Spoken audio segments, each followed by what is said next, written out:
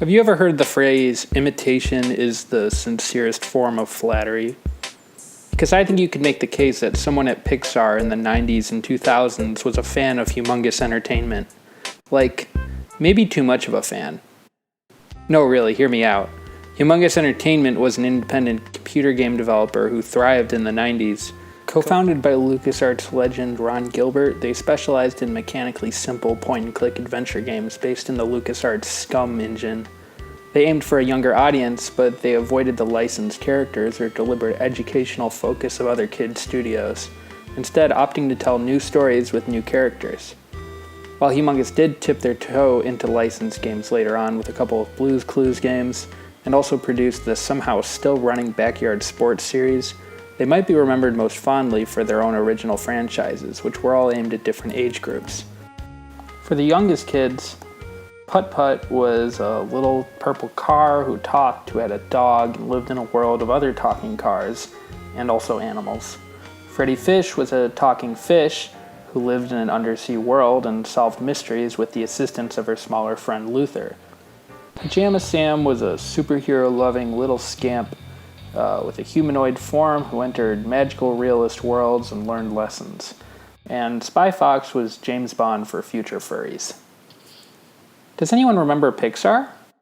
They were co-founded by Steve Jobs after his first run at Apple, invented the film format that would one day produce not only one but 3 Troll movies, and they did it all while refusing to work with pre-existing characters or stories. And yet, despite this, a lot of their characters and premises bear an uncanny resemblance to some of those of Humongous's. There's one Humongous franchise I forgot to mention earlier. Well, 2 if you want to talk about Buzzy the Knowledge Bug, which I don't. The one I'm talking about right now is Fatty Bear. Fatty Bear's Birthday Surprise was Humongous's second adventure game, and something of a forgotten title by the studio. Starring the eponymous Fatty Bear, the game takes place not in the woods of North America, but in the house of a suburban family. It's Laura's birthday tomorrow, so her toys, who are secretly alive, get together to make Laura a cake, set up decorations, and most crucially, deliver her a present, a puppy. 2 years later, Disney and Pixar released Toy Story, the story of toys who are secretly alive that opens on a birthday party and ends with the toy's human receiving a puppy. Okay, not convinced? Understandable, but I'm not done. In 1994, Humongous Entertainment released Freddy Fish and the Case of the Missing Kelp Seeds, a game about 2 fish who live underwater, rescue other captive sea life, deal with unusually reasonable sharks, and travel in an aromantic girl-boy team. While the upper sort of area in the first game is very friendly, there's some deep sea areas that are very scary, not unlike those in Disney's Finding Nemo. Additionally, there's a scene in, I believe, the 4th game where the player enters a whale and brushes their teeth. So, much to think about. 9 years later, Disney Pixar released Finding Nemo, a story of 2 fish, one boy fish, one girl fish, traveling through the ocean, entering a whale, dealing with surprisingly reasonable sharks and a surprisingly reasonable pelican. I don't know. Add in the fact that the 2 sharks and Freddy Fish are suggested to be in the Mafia, and maybe we can add Shark Tale to the list of media properties that ripped off Freddy Fish. Okay, yeah, I know what you're saying. It's underwater, but Freddy Fish doesn't really have anything to say about father-son relationships in the face of trauma. But I'm not out of examples. Let's talk about Putt-Putt Enters a Race. Putt-Putt is a talking car, so jot that down.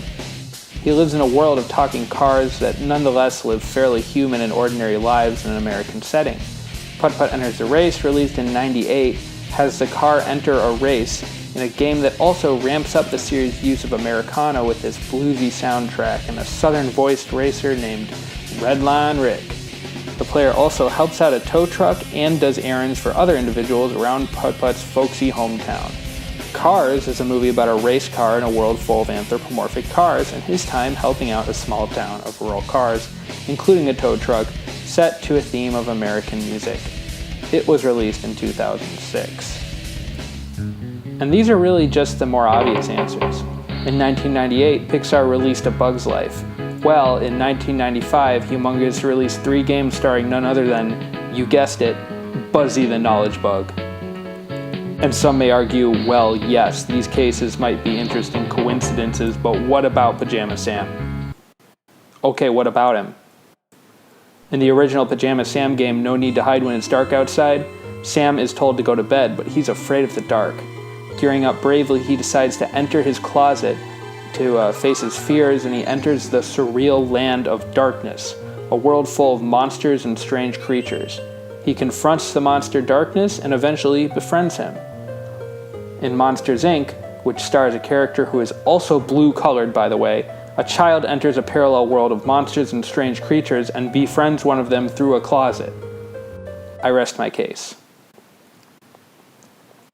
Now, am I saying Pixar owe their billions of dollars and heaping amounts of critical acclaim to this kiddie game studio who have been more or less defunct since the early 2000s? Yes, end of video. No, I don't exactly think that, and are any of these ideas unique to Humongous Entertainment? No.